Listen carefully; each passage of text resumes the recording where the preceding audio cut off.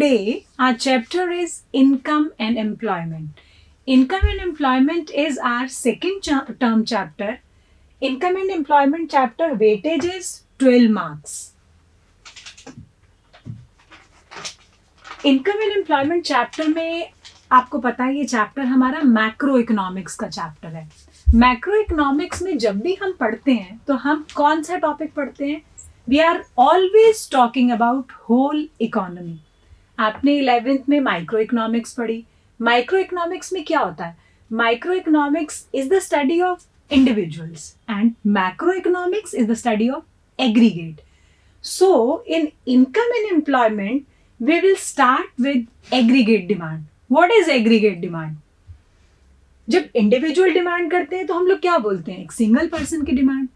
When we are talking about aggregate demand, तो demand of whole economy. Definition is aggregate demand refers to the money value of goods and services of all the sectors in the economy are planning to buy at a given level of income in a given period of time. कि एक period of time में total economy में लोग कितनी goods और services की demand करते हैं. वो कौन सी demand होती है? Aggregate demand. Macro economics में हमेशा याद रखना कि aggregate demand मतलब क्या, जिसमें हम whole economy की demand की बात कर रहे हैं, क्योंकि macro is always about whole economy. So aggregate demand मतलब पूरी इकोनॉमी में गुड्स एंड सर्विसेज की जो टोटल डिमांड होती है हम लोग उसके बारे में बात करते हैं. अब इसमें हम क्या कहते हैं कि एग्रीगेट डिमांड किसकी डिमांड? आप लोग डिमांड किस किस चीज के लिए करते हो? देखो, हम डिमांड करते हैं सी फॉर कंजम्पशन. कंजम्पशन मीन्स कि हमें अगर कुछ कंज्यूम करना है तो हम लोग डिमांड करेंगे. अगर हमें इन्वेस्ट करना है तो हम डिमांड करेंगे. अगर गवर्नमेंट को कुछ कंज्यूम करना है या इन्वेस्ट करना है तो गवर्नमेंट से डिमांड होगी. अगर हमें एक्सपोर्ट और इंपोर्ट करना है तो वो भी हमारी क्या होगी, उसके लिए भी हम डिमांड करेंगे.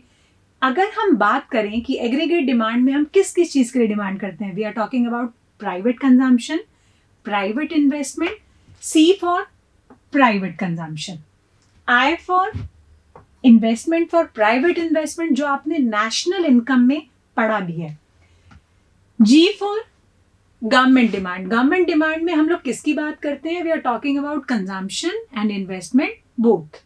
And NX means export minus import, मतलब नेट एक्सपोर्ट.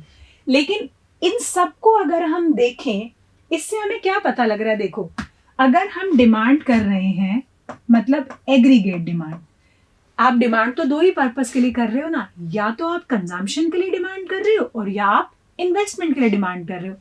उससे क्या फर्क पड़ता है, वो गवर्नमेंट की डिमांड हो या किसी प्राइवेट पर्सन की डिमांड हो. तो इसको 4 पार्ट में डिवाइड करने की बजाय हम बोले aggregate demand is equal to C plus I. C plus I मतलब कंजम्पशन. कंजम्पशन किसका? प्राइवेट कंजम्पशन और गवर्नमेंट कंजम्पशन बोथ. तो C is private and government both consumption. And I means private and government both investment. तो वैसे भी अगर हम सोचें तो हम डिमांड किसके लिए करते हैं? या तो हम कंज्यूम करने के लिए डिमांड करते हैं और या हम इन्वेस्ट करने के लिए डिमांड करते हैं. तो इसीलिए इसमें हमने क्या कहा, एग्रीगेट डिमांड किसके लिए होती है? कंजम्पशन और इन्वेस्टमेंट के लिए. देखो, और आप सबको पता है कि हम 11th और 12th में हम कौन सा सेक्टर इकोनॉमी पढ़ रहे हैं?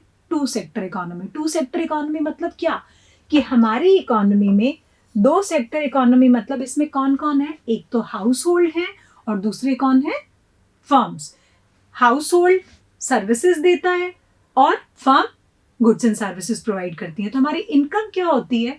एक साइकिल में चलती रहती है. हम अपनी इनकम का कुछ भी लीकेज नहीं करते. ये आपने नेशनल इनकम के चैप्टर में कंप्लीटली स्टडी किया है. इसके बाद हम नेशनल इनकम भी लेंगे. इसमें क्या है कि एग्रीगेट डिमांड में क्या क्या लेते हैं? Private consumption expenditure and investment expenditure. So aggregate demand is C plus I, कि इसमें हम लेते हैं private consumption expenditure and investment expenditure. Now next is, अब जब भी हम हमारी इनकम होती है, हम इनकम का क्या करते हैं, कुछ पार्ट हम कंज्यूम करते हैं और कुछ पार्ट या तो हम सेव करते हैं। लेकिन सेविंग का कॉन्सेप्ट अभी हम ना चला के, हमारी इनकम देखो यहाँ क्या है, आर इनकम इज 0, ठीक है। 0 लेवल पे भी हमारा कंजम्पशन क्या है, 40। इससे क्या पता लगता है कि अगर किसी की इनकम 0 भी होती है तो वो कुछ ना कुछ कंज्यूम जरूर करता है। तो 0 लेवल ऑफ इनकम पे भी हमारा कंजम्पशन होता है। अब अगर हमारी इनकम 0 है तो हम कंजम्पशन कहाँ से कर रहे हैं, नेगेटिव सेविंग की, हमारी जो पुरानी सेविंग्स हैं हम उसको कंज्यूम कर रहे हैं। क्योंकि ऐसा नहीं होता कि अगर हमारी इनकम 0 हो तो हमारा कंजम्पशन भी 0 होगा, नहीं। क्योंकि हमें अपने सर्वाइवल के लिए, हमारी बेसिक नीड्स के लिए हमें कुछ ना कुछ कंज्यूम करना ही पड़ेगा। So at the level of 0 income जो भी हम कंज्यूम करते हैं उसको हम क्या बोलते हैं, ऑटोनोमस कंजम्पशन। तो what is autonomous consumption, consumption at the 0 level of income. तो देखो हमारी इनकम 0 है और हमारा 40 कंजम्पशन है, सो 40 will be your autonomous consumption. Autonomous consumption को हम सी बार से भी डिनोट कर सकते हैं और ए से भी कर सकते हैं, ठीक है। अब जैसे जैसे हमारी इनकम बढ़ती है हमारा कंजम्पशन एक्सपेंडिचर भी बढ़ता है। ऐसा कोई ज़रूरी नहीं है कि जितनी इनकम बढ़ेगी हम सारा का सारा कंज्यूम कर लेंगे, हम सारा भी कंज्यूम कर सकते हैं, हम अपनी इनकम से कम भी कंज्यूम कर सकते हैं, हम अपनी इनकम से ज़्यादा भी कंज्यूम कर सकते हैं। देखो अब हमारी इनकम 100 है और हमारा कंजम्पशन भी क्या है, 100 है। तो now we are at break even point, जहां पे हमारी इनकम और कंजम्पशन इक्वल होते हैं उसको हम क्या बोलते हैं, ब्रेक इवन पॉइंट। धीरे धीरे धीरे धीरे क्या हो रही है, हमारी इनकम राइज कर रही है। तो इनकम के राइज करने से consumption expenditure will also rise. देखो income is 200 but consumption is 160। तो इससे क्या पता लगता है कि consumption can be more than income, consumption can be equal to income and consumption can be less than income. देखो इनकम को हम डिनोट करते हैं y से, कंजम्पशन इज c। इस सिचुएशन में क्या है, हमारी इनकम कम है और हमारा कंजम्पशन ज्यादा है, so income can be less then consumption. Second point पे हमने क्या प्रूव किया कि income can be equal to consumption. Our income is 100 and our consumption is also 100. Next, धीरे धीरे धीरे धीरे हमारी इनकम क्या हुई, राइज होती चली गई, कंजम्पशन भी राइज हो रहा है। लेकिन ऐसा कोई जरूरी नहीं है कि हम जितना इनकम इंक्रीज होगी हमारा कंजम्पशन भी उतना ही इंक्रीज हो। तो देखो अब हमारी इनकम ज्यादा है और हमारा कंजम्पशन कम है, तो धीरे धीरे धीरे हमारी कंजम्पशन भी बढ़ रही है इनकम के साथ साथ, लेकिन इनकम से कम। इसको हम आगे और डिटेल में पढ़ेंगे कि क्यों हमारी इनकम और कंजम्पशन में इतना इतना डिफरेंस रहता है। नेक्स्ट हमारा क्या है, अभी आपने क्या पढ़ा था कि हमने किया कि इनकम राइज कर रही है, कंजम्पशन भी राइज कर रहा है, लेकिन इनकम और कंजम्पशन में क्या डिफरेंस था। देखो दिस इज योर कौन सी लाइन है, इनकम लाइन, ठीक। इनकम धीरे धीरे धीरे धीरे धीरे धीरे राइज कर रही है, तो Y, this is our income line. आगे क्या है, आपने एक चीज नोटिस की होगी कि आपका कंजम्पशन 0 से स्टार्ट नहीं है, कंजम्पशन कहां से स्टार्ट है, थोड़ा सा ऊपर से शुरू है, क्योंकि इनकम 0 हो सकती है, कंजम्पशन कभी भी 0 नहीं हो सकता। तो आपको इस बात को ध्यान में रखना है, कंजम्पशन कर्व कभी भी 0 से स्टार्ट नहीं होता। तो ये जितना भी पोर्शन है इसको हम क्या बोलेंगे, सी बार या ए। आपकी इनकम 0 है लेकिन कंजम्पशन ऊपर है, तो ये यही वाला पॉइंट है कि 0 इनकम पे हमारा कंजम्पशन क्या था, 40 था। तो इसीलिए कंजम्पशन कर्व 0 से स्टार्ट नहीं होता। आगे हमने क्या बोला, जैसे जैसे हमारी इनकम ने राइज किया हमारे कंजम्पशन ने भी राइज किया।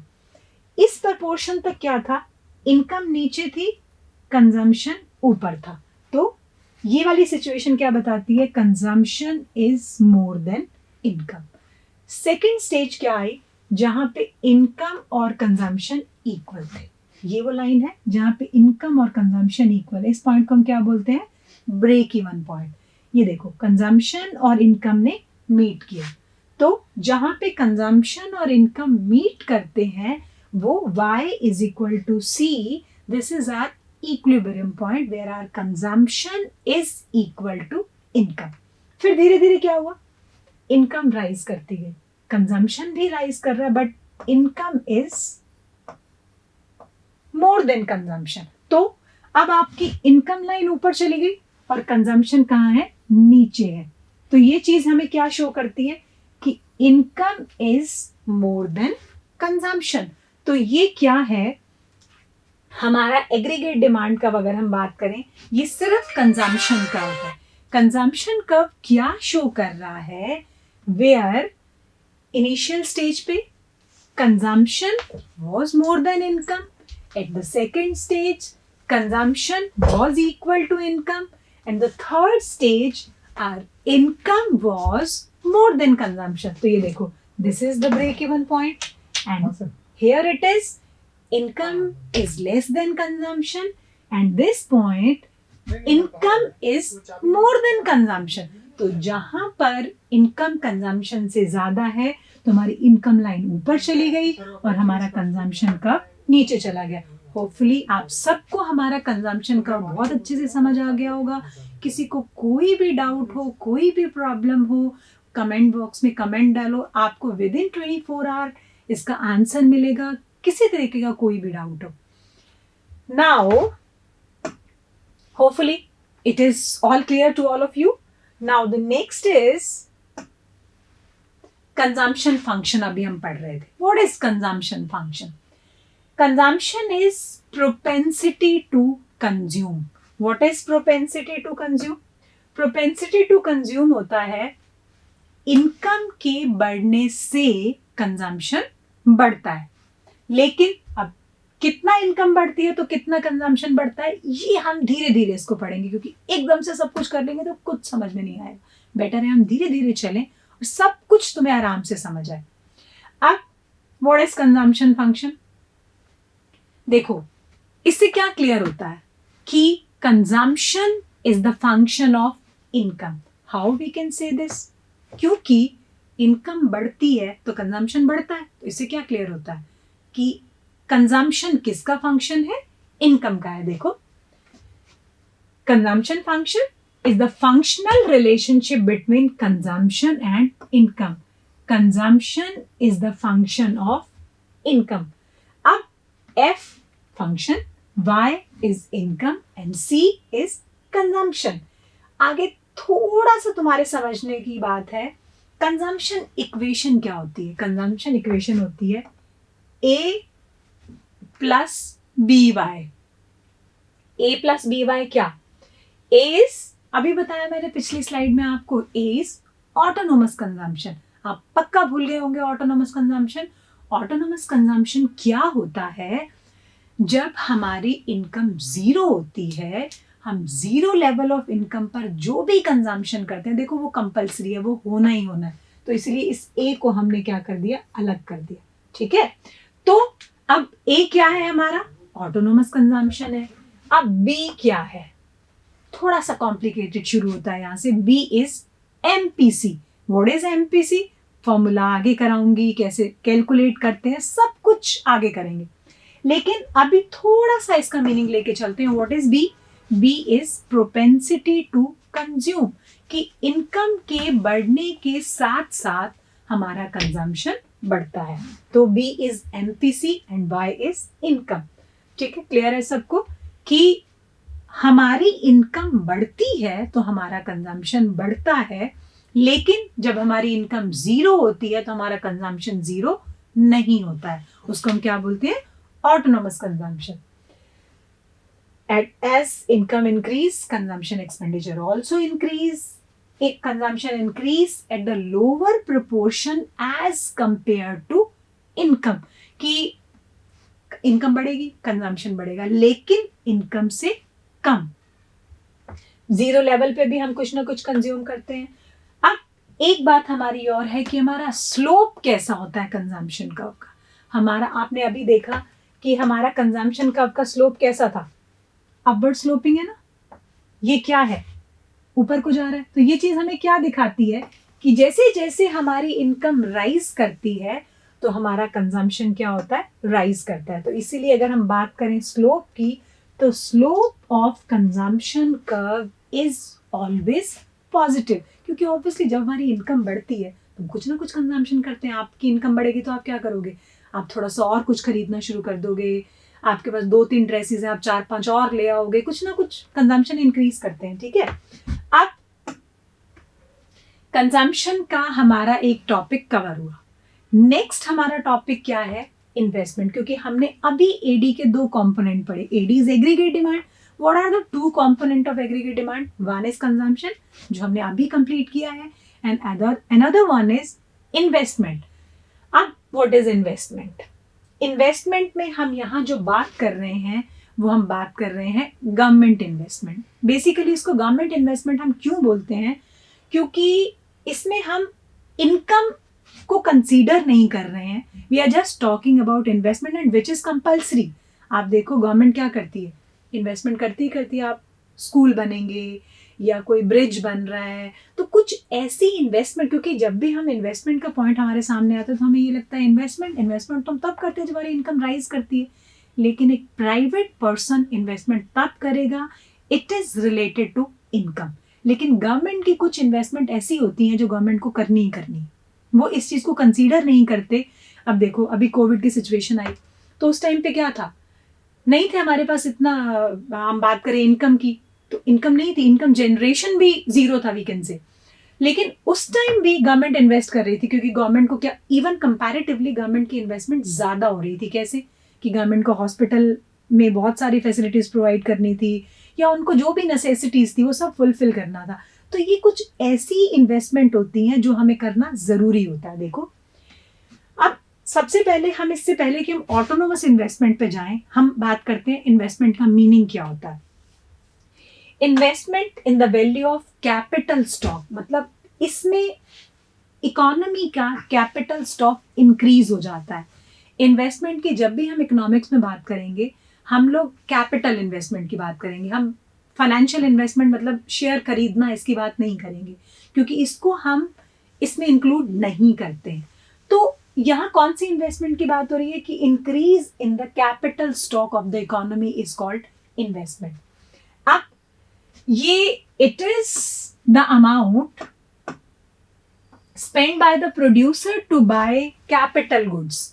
अब कैपिटल गुड्स प्रोड्यूसर खरीदता है, जो कॉमर्स स्टूडेंट है उनको तो क्लियर हो जाएगा क्योंकि कैपिटल गुड्स क्या हैं, लेकिन जो ह्यूमैनिटीज के स्टूडेंट हैं उनको थोड़ा सा प्रॉब्लम होता है, क्योंकि आप लोग इतना अवेयर नहीं होते व्हाट इज एसेट। एसेट होता है कि जैसे बहुत सिंपल लैंग्वेज की अगर मैं बात करूं तो we are talking about building, machinery, furniture. जब हम इस तरीके के स्टॉक की इंक्रीज करने की बात करते हैं, मतलब फिक्स्ड एसेट्स, ठीक है। एक्चुअली हमारी इन्वेस्टमेंट होती है 2 टाइप की, लेकिन अभी हम जिन इन्वेस्टमेंट की बात करेंगे वो सिर्फ ऑटोनोमस इन्वेस्टमेंट की बात करेंगे। अब ऑटोनोमस इन्वेस्टमेंट को मैं इन्वेस्टमेंट के टॉपिक के साथ साथ ही आपको बताती चल रही थी, क्योंकि यहाँ पे जो इन्वेस्टमेंट हम लेके चल रहे हैं ना वो ऑटोनोमस इन्वेस्टमेंट है। लेकिन रियलिटी में तो इन्वेस्टमेंट 2 टाइप की होती है। सबसे पहली इन्वेस्टमेंट है हमारी autonomous investment. What is autonomous investment? अभी मैंने तुम्हें क्या बताया, which is not influenced by the income, जो इनकम से इन्फ्लुएंस नहीं होती। मतलब how it is not influence by income, कि इनकम इंक्रीज होती है तो इन्वेस्टमेंट इंक्रीज होता है, लेकिन ऑटोनोमस इन्वेस्टमेंट का इनकम पे कोई इम्पैक्ट नहीं है। वो इन्वेस्टमेंट होनी है मतलब होनी है, ये इन्वेस्टमेंट कांस्टेंट रहती है। अभी मैं तुम्हें यही तो बता रही थी, जैसे कोरोना की सिचुएशन आई तो गवर्नमेंट को क्या था, इनकम नहीं थी, है ना, लेकिन फिर भी वो इन्वेस्ट कर रहे थे, और ना ही इस पर्पज से कर रहे थे कि जिससे कि उनकी इनकम जनरेट हो, ठीक है, सोशल वेलफेयर वी कैन से। सो जो ऑटोनोमस इन्वेस्टमेंट होती है ना वो कांस्टेंट होती है, उसमें इनकम को कंसीडर हम नहीं करते हैं। तो क्या it is constant at all the level of income, क्योंकि it is done by government. अब अगर एक प्राइवेट पर्सन इन्वेस्टमेंट करेगा तो वो तो यही देखेगा ना कि मैं वहां इन्वेस्ट करूं जिससे मेरी इनकम राइज हो, है ना, या वो ये देखेगा कि कहाँ मेरा फायदा है मुझे वहां इन्वेस्ट करना। नहीं, गवर्नमेंट की इन्वेस्टमेंट का मतलब क्या है? गवर्नमेंट इन्वेस्टमेंट करती है, गवर्नमेंट इन्वेस्टमेंट करती है से क्या मतलब है कि जिससे इनकम को हम नहीं देखेंगे, इन्वेस्टमेंट जिसमें कॉन्टिन्यूसली होती रहेगी, वो कौन सी इन्वेस्टमेंट होगी? Autonomous investment. और ऑटोनोमस इन्वेस्टमेंट हमेशा कैसी होती है? कांस्टेंट। What is constant?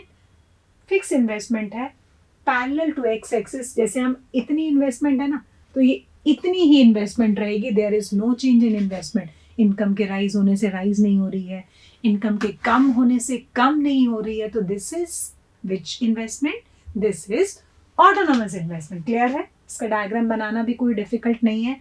जितने भी डायग्राम आपके आ रहे हैं, आपको जैसे ही आप इस लेक्चर को सुने उसके बाद इवन आप पॉज करके पहले उसको डायग्राम ड्रॉ करें, क्योंकि डायग्राम हमें पता है क्या लगता है, अरे ठीक है एक लाइन इधर से जा रही है किधर से जा रही है, नहीं, आपने हल्का सा भी इसको इधर उधर कर दिया तो आपको एक भी मार्क नहीं मिलेगा। आप डायग्राम ड्रॉ कर रहे हो तो इट इज़ वेरी इंपॉर्टेंट कि आपको बहुत ध्यान से उसको बनाना है कि चलो ठीक है ना, कोई नहीं, कोई लाइन जैसे कंजम्पशन की लाइन आप 0 से शुरू कर दोगे, you will not get even a single mark, क्योंकि कंजम्पशन कभी भी 0 नहीं होता। तो आप कभी भी कंजम्पशन कर्व को 0 से स्टार्ट नहीं कर सकते। तो आपको ये सारी बातें बहुत ध्यान में रखनी है।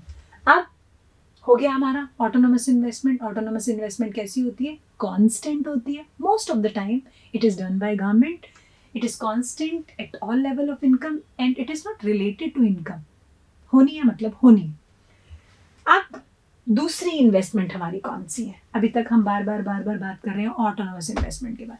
सेकेंड इन्वेस्टमेंट हमारी कौन सी है? Induced investment. What is induced investment? It is the investment caused by increase in income. कि क्यों हो रही है? इनकम हमारी इंक्रीज हो रही है, ठीक है, और हम क्या कर रहे हैं? इंक्रीज, अब प्रॉफिटेबिलिटी बढ़ रही है, so it increase as income increases, it is done by the private firm. सोचो, एक प्राइवेट पर्सन, आप लोग हो, आपको इन्वेस्टमेंट करनी है, आप कौन सी इन्वेस्टमेंट करोगे? Which is profitable. आपको लगता है कि चलो ठीक है कर देते हैं, कुछ नहीं भी मिलेगा तो क्या फर्क पड़ता है? नहीं, हम लोग अगर इन्वेस्ट करते हैं तो हम क्या सोच के करते हैं कि हम इस प्रोजेक्ट में पैसा लगाने जा रहे हैं, इज इट प्रॉफिटेबल, कि हम इससे कुछ कमा पाएंगे, हमें इससे कुछ फायदा होगा। तो याद रखना, जब भी आप इनकम को कंसीडर करते हुए इन्वेस्टमेंट करते हो तो दे आर प्राइवेट पर्सन। और क्या होता है उसमें? इनकम बढ़ती है, प्रॉफिटेबिलिटी बढ़ती है, तो उसको हम क्या बोलते हैं? कौन सी इन्वेस्टमेंट है? Don't forget it, it is induced investment. अब ऑटोनोमस इन्वेस्टमेंट का कर्व कैसा था? Parallel to X axis, straight line. Induced investment का कर्व कैसा है? देखो, ऊपर को जा रहा है, अपवर्ड स्लोपिंग है, पॉजिटिव है। कि क्या? इनकम के बढ़ने के साथ साथ हमारी इन्वेस्टमेंट क्या हो रही है? बढ़ रही है। तो this is called induced investment, right? आया समझ में आप सबको ये कि इनकम के बढ़ने के साथ साथ इन्वेस्टमेंट बढ़ती है, वो कौन सी इन्वेस्टमेंट है? इंड्यूस्ड इन्वेस्टमेंट है। और जो इनकम से जिसका कोई रिलेशन नहीं है, वो कौन सी होती है? Autonomous investment. तो दो इंपॉर्टेंट चीजें हमने इसमें की, टाइप ऑफ इन्वेस्टमेंट। अभी जब ये पूरा चैप्टर खत्म हो जाएगा तो इसका एक बहुत ही क्विक रिवीजन डालूंगी, जिसमें आपका पूरा एक चैप्टर एक ही लेक्चर में होगा। अभी तो क्या है, लेंदी चैप्टर, आप भी बोल हो जाओगे मैम कितना धीरे धीरे बोलती चली जा रही है। तो इसको धीरे धीरे करेंगे, और जो कंप्लीट हमने करना होगा, जैसे आपके एग्जाम टाइम है या आपको कोई टेस्ट लेना है, तो आप क्या करोगे? फटाफट आप कहोगे ना एक बार थोड़ा सा रिकॉल करना है, जल्दी से इसको रिवाइज करना है, तो उसके लिए एक रिवीजन चैप्टर डालेंगे, ठीक है ना? अब इसमें क्या है? Income rise, consumption also rise. जब भी मैं यहाँ पे इन्वेस्टमेंट की बात करूंगी तो मैं तुम्हें बार बार यही बात बताने की कोशिश कर रही थी कि जब भी हम इन्वेस्टमेंट की बात करेंगे, we always talk about which investment? It is autonomous investment. देखो अभी इस पे तुम्हें पता लगेगा। तुमने देखा कंजम्पशन तो इनकम के साथ साथ राइज कर रहा है, लेकिन इन्वेस्टमेंट कैसी है? कांस्टेंट। तो यही तो मैं तुम्हें बार बार बता रही थी कि जब भी हम एग्रीगेट डिमांड की बात करेंगे तो aggregate demand is always equal to C plus I, right? C plus I में अब आप क्या करोगे? जब भी आपको एडी निकालना होगा तो आप क्या करोगे? सी प्लस आई करोगे। You know C and you know I. I तो कांस्टेंट है, वैसे ही पता ही है तुम लोगों को। देखो इनकम 0, 100, 200, 300, 400, 500। देखो जी, अब ऑब्वियसली इनकम तो राइज ही दिखाएंगे। ये मत बोलना कि मैम इनकम कम क्यों नहीं हो रही। वी आर पॉजिटिव थिंकर, हम काम कर रहे हैं, तुम्हारी इनकम क्या होगी, राइज होगी।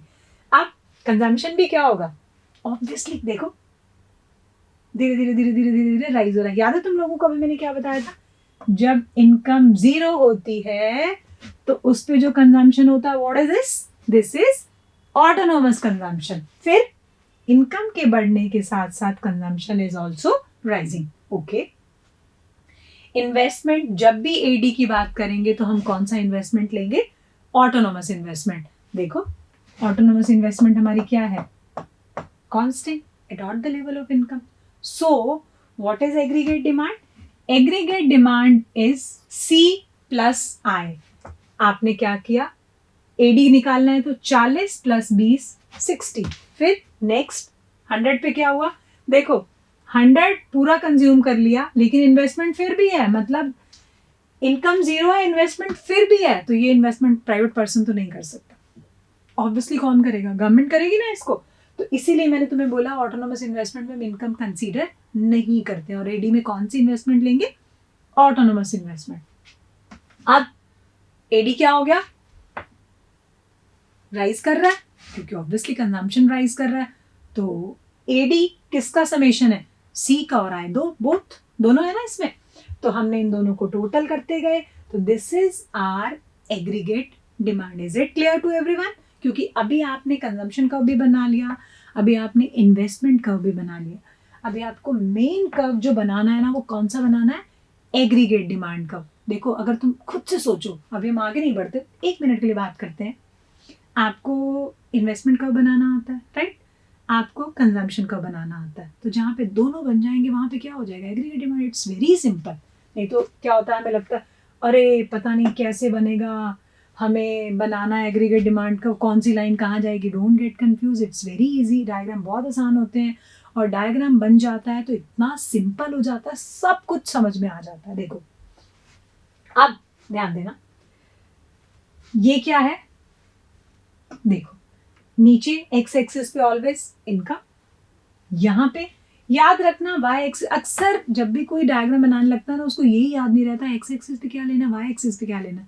इनकम हमेशा नीचे रहेगी इस चैप्टर में, नेवर, मतलब जब भी आप करोगे ऑलवेज इनकम नीचे रहेगी।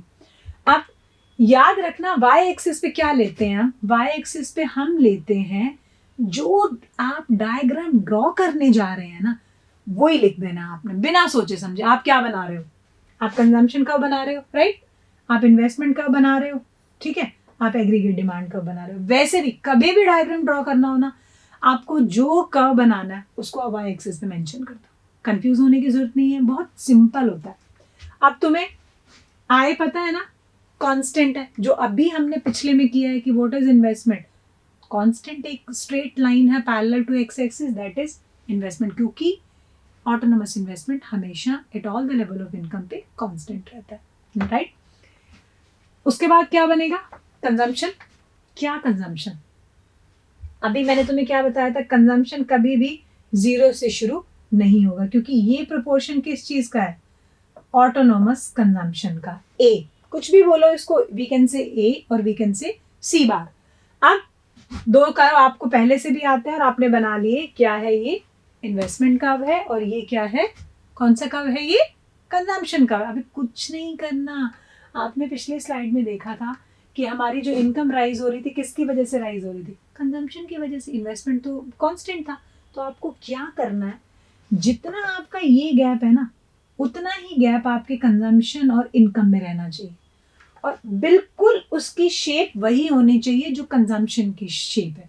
तो क्या होगा, अब हम क्या करेंगे, कंजम्पशन से ऊपर जो कर्व बनेगा बिल्कुल पैरेलल, और उनका डिस्टेंस भी कम नहीं होगा। क्यों नहीं होगा, क्योंकि इन्वेस्टमेंट तो कांस्टेंट है ना, वो घट रही है ना वो बढ़ रही है। तो आपका क्या रहेगा, इन दोनों में गैप कैसा रहेगा, बिल्कुल सेम रहेगा। ठीक है, समझ आ गया, बहुत आसानी से इसको आप लोग ड्रॉ कर सकते हो। क्लियर है, कोई प्रॉब्लम, और इसके फीचर्स भी डिस्कस करते हैं। 2 सेक्टर इकोनॉमी तुम्हें पता है, 2 सेक्टर मतलब हाउस होल्ड और फर्म्स, ठीक है। तो एग्रीगेट डिमांड बहुत अच्छे से तुम लोग अभी डिस्कस कर चुके हो कि aggregate demand is C plus I, कुछ नहीं है, जो ड्रॉ किया है, जो बात की है वही इसमें मेंशन कर दिया है। ताकि आप कभी भी इसको रिवाइज करें तो आप आराम से एक एक डेफिनेशन को रीड कर सकते हैं. Even at a zero level of income, कितनी बार अभी हमने ये डिस्कस किया, there is consumption. Why? It is the consumption for some basic goods and services. हमें क्यों चाहिए? अरे भैया, हमें जीने के लिए कुछ तो चाहिए. तो बेसिक गुड्स एंड सर्विसेज के लिए आपको जो भी कंजम्पशन करना है, it is called autonomous consumption. ठीक है. There is aggregate demand even at a zero level of income. इसीलिए एग्रीगेट डिमांड, जैसे कंजम्पशन का जीरो से स्टार्ट नहीं होता, तो एग्रीगेट डिमांड में भी तो दो ही कंपोनेंट है, one is C and other is I. तो अगर कंजम्पशन जीरो नहीं है तो एग्रीगेट डिमांड भी जीरो नहीं हो सकता. तो एडी भी हमेशा जीरो से ऊपर रहेगा. ठीक है. ये कहाँ से शुरू होगा? हमेशा वाई एक्सिस से स्टार्ट होगा. राइट? क्लियर है सबको? कोई भी डाउट हो आप कमेंट बॉक्स में कमेंट करना, आपको क्लियर कर देंगे. Aggregate demand and the consumption curve slope कैसा होता है? अभी तुमने देखा है अपवर्ड स्लोपिंग, ऊपर को जा रहा था. कैसे? Left to right. क्यों? Because consumption increases as income increases. Clear to everyone? Is there any doubt? कोई दिक्कत नहीं है? और क्या बात है इसमें? इट इज एज्यूम दैट, अभी हम लोग बात कर रहे थे कंजम्पशन के बारे में, अब हम लोग बात करेंगे इन्वेस्टमेंट के बारे में. It is assume that investment is autonomous. ठीक है. So investment curve is a horizontal line. किसके? Parallel to X axis. C curve and AD curve are parallel to each other. अभी हमने ड्रॉ किया था, हमें पता है इसके बारे में. एडी का स्लोप कैसा होता है? पॉजिटिव. अपवर्ड स्लोपिंग रहता है, आपको पता है, ऊपर को जाता है ये हमेशा. क्यों भाई? है ना. इनकम इंक्रीज होती है, हमारा एक्सपेंडिचर भी इंक्रीज होता है. तो इनकम अगर बढ़ी और कंजम्पशन बढ़ा तो एग्रीगेट डिमांड भी तो बढ़ गई ना. तो AD curve always start from Y intercept and lies above lies above C and I. अभी हमने यही बात की कि एडी कर्व कंजम्पशन और इन्वेस्टमेंट से हमेशा क्या रहता है? ऊपर रहता है. Right? Is there any doubt? Hopefully आपको कोई डाउट नहीं होगा. नेक्स्ट स्लाइड में अभी हमने एक टॉपिक पूरा किया है, एग्रीगेट डिमांड. अब दूसरा जब हम इसका लेक्चर डालेंगे तो उसमें हम क्या डालेंगे? Aggregate supply. फटाफट से तुम एग्रीगेट डिमांड रिवाइज कर लो. नेक्स्ट इसके साथ ही आपको बिल्कुल साथ आपको नेक्स्ट लेक्चर मिल जाएगा जिसमें हम क्या लेंगे? Aggregate supply. Thank you. Bye bye.